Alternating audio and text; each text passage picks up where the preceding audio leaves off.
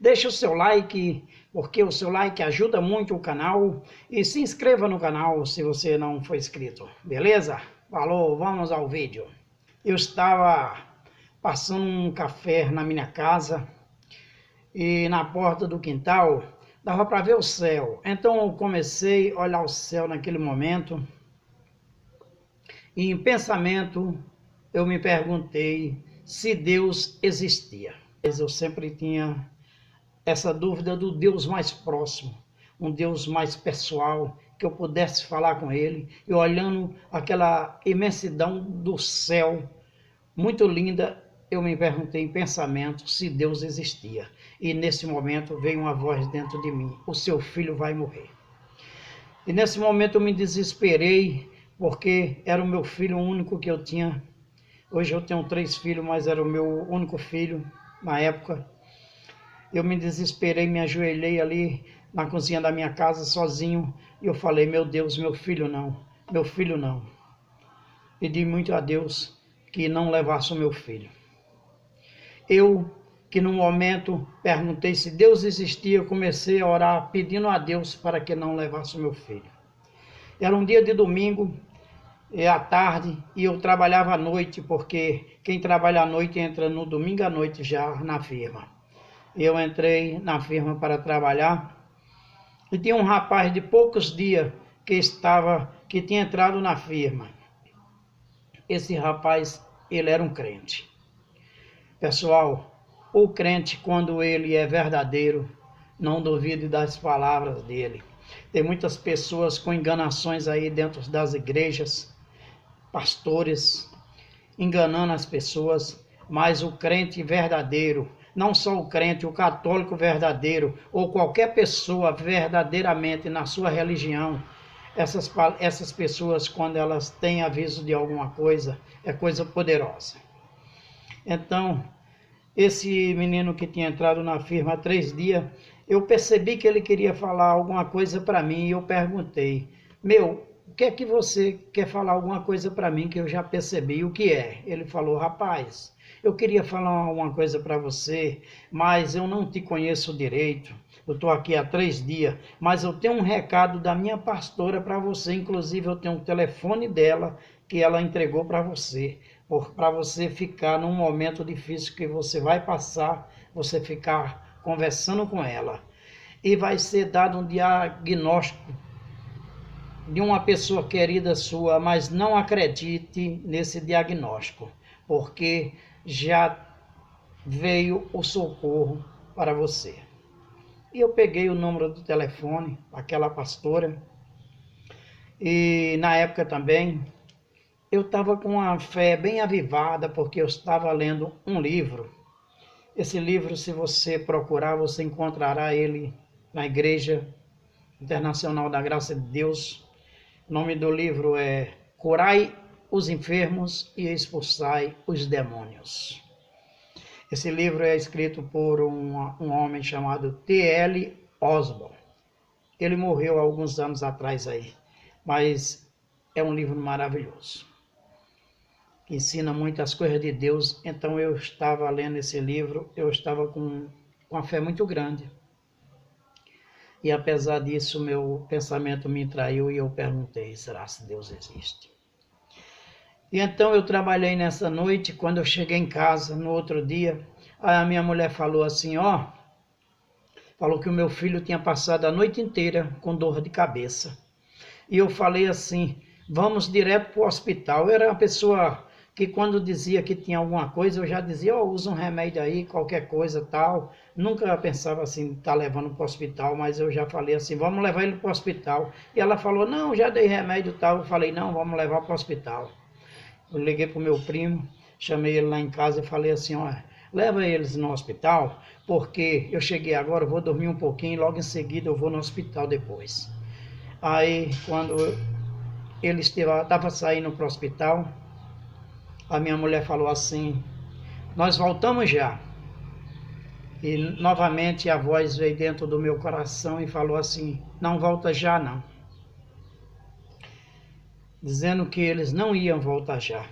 E a partir disso daí, foram 15 dias no hospital. Mais tarde, quando eu fui no hospital lá, porque o meu primo me ligou chorando, dizendo: vem aqui, pelo amor de Deus, vem aqui depressa.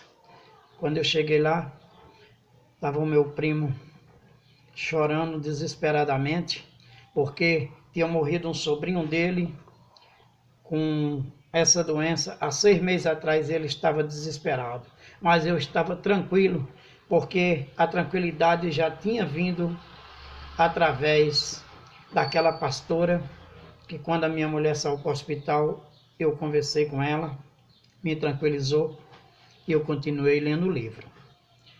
E então, quando eu cheguei, o diagnóstico tinham tirado líquido da coluna do meu filho e o diagnóstico era que o meu filho estava com meningite. E então, nessa época, ninguém usava máscara ainda e ele já saiu de máscara. Nessa época eu tinha um convênio muito bom, que eu trabalhava numa gráfica muito boa. Tinha um convênio chamado AMESP. Eu faço questão de falar o nome do convênio, porque foi um socorro muito grande também. E botaram a máscara no meu filho e quando eles entraram na ambulância e a minha mulher entrou, só podia levar uma pessoa e eu pedi desesperadamente que o motorista deixasse eu ir. E ele relutou um pouco, mas depois ele deixou e eu fui atrás lá com meu filho e a enfermeira. Até o trajeto até o hospital parecia que eu não estava nessa terra. Estava desesperado demais. Meu filho era tudo que eu tinha na minha vida, porque eu tinha um problema muito grande de depressão nessa época ainda. E quando eu ficava assim, chorando, desesperado, o meu filho chegava perto de mim e aquilo dali que mudava e eu voltava novamente a ter força para viver. E então, quando nós chegamos no hospital, as enfermeiras já vieram com a cadeira de roda para entregar para o meu filho, só que ele não aceitou a cadeira e ele foi andando. E quando chegou lá, fizeram todos os exames e continuava sendo diagnosticado a mesma doença, mas porém não sabia como lutar com ela assim, porque tinha que descobrir realmente, ele estava entre as dúvidas, ele não afirmava que era só desconfiança. E então eram muitos exames, e aí nós fomos ficando ali no hospital, e eu não queria ir embora de jeito nenhum. E eu sei que eu acabei ficando 10 dias, mas a minha mulher e o meu filho, num quarto de hospital lá. Graças a Deus tinha tudo para nós, não faltou nada. Até telefone para ele ligar para qualquer pessoa, ele tranquilizava as pessoas. Só não ligava interurbano, tinha TV, tinha tudo. E nós ficamos 10 dias. E a firma falou: pode ficar tranquilo, quando seu filho ficar bom, você volta a trabalhar. E eu fiquei 10 dias e cada dia mais era exames e mais exames. E quando chegou no 10º dia, a gente sempre, toda noite, fazia oração. Eu e a minha mulher e o meu filho. Tinha hora que ele estava como bom e tinha hora que ele adoecia e ficava ruim mesmo e a gente se desesperava e começava a fazer as orações ali no quarto.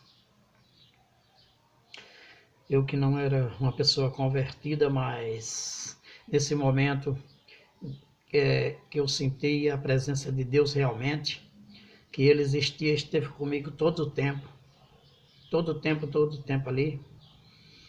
E quando chegou no 10º dia, a minha mulher falou assim: não, você vai voltar a trabalhar porque já está muitos dias.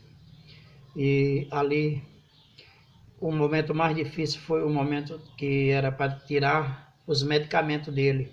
Porque tirava os medicamentos, aí ela ligava para mim e dizia assim: ó, ele está bem. Aí quando era depois com 2 horas, dizia assim: ele já voltou a ficar mal, já voltaram os medicamentos, tudo novamente. E foi esse desespero aí durante 3, 4 dias tentando tirar os medicamentos e ele não reagia. Até que ele começou a reagir. E quando eu cheguei em casa, tinha mais de 150 cartas dos coleguinhas dele da escola. E quando eu soube que ele ia ser liberado do hospital, que tinha reagido realmente sem os medicamentos, eu levantei a mão para o céu e agradeci a Deus. E disse: Deus, nunca mais, nem em pensamento que eu duvidarei da tua existência. Por mais que eu sofra nessa terra, nunca mais duvidarei da tua existência. Porque de tudo que a gente possa passar de sofrimento, pode ter certeza que ele existe. E a vida mais importante do homem não é essa vida aqui. Porque se o mais importante da vida do homem fosse aqui, Deus não teria deixado cortar a cabeça de João Batista, que veio para anunciar a vinda de Jesus. E por mais que eu passe dificuldades da minha vida, depois que eu tive a verdadeira revelação que Deus existe, eu comecei a ter força para enfrentar a depressão. Eu usava 8 tipos de remédio. Eu fui tirando todos. Hoje eu não uso mais. Eu não vou dizer que eu não sinto tristeza, porque eu passado por grandes lutas financeiras. Depois que eu fui enfrentando a minha depressão, e separação, fechamento de firma e outras coisas, mas eu tenho continuado sempre a lutar. E esse canal eu abri para falar para aquelas pessoas que nunca perca a esperança, nunca perca a fé, nunca perca a alegria. No meu canal eu procuro falar das coisas de Deus. Não que eu seja preparado para isso, mas porque eu sei que Ele me direciona a isso. Eu quero fazer às vezes um vídeo de outra coisa, mas eu sou direcionado a isso. Eu tenho me preparado para falar para as pessoas de crescimento espiritual e até crescimento financeiro. Mas como um homem que tem dificuldade financeira vai falar isso? Deus vai preparar. Deus vai preparar. Eu não quero nunca. Eu lutava para falar das coisas de Deus, porque eu digo: Deus, eu não estou pronto. Eu só vivo pensando em futebol, eu vivo tomando cerveja. Eu sou um cara separado. Como que eu vou falar das coisas para as pessoas? Mas o chamamento que diz assim: venha como está. E se qualquer pessoa que assistiu o meu vídeo, que estiver numa luta de desespero, talvez até pensando em acabar com a vida, se voltar a ter fé e voltar a lutar pela vida, eu vou ficar muito feliz. Comentem no vídeo. Desculpe a fraqueza que eu tenho de não segurar as lágrimas, porque hoje em dia eu não choro mais. Eu já chorei muito na minha vida, eu não consigo chorar milagrosamente, e hoje eu estou chorando. Porque tudo que eu estou falando para vocês é verdade. Deus tem sido muita providência na minha vida. Eu não era mais para estar aqui. Eu não consegui levar o roteiro, eu emocionei. E assim, quando meu filho voltou para casa, eu coloquei todas as cartas dos amiguinhos dele rodeadas assim na sala, encheu a sala. Foi só alegria. Obrigado, Senhor. Obrigado. Desculpa, pessoal. Obrigado a Deus. Obrigado a todos.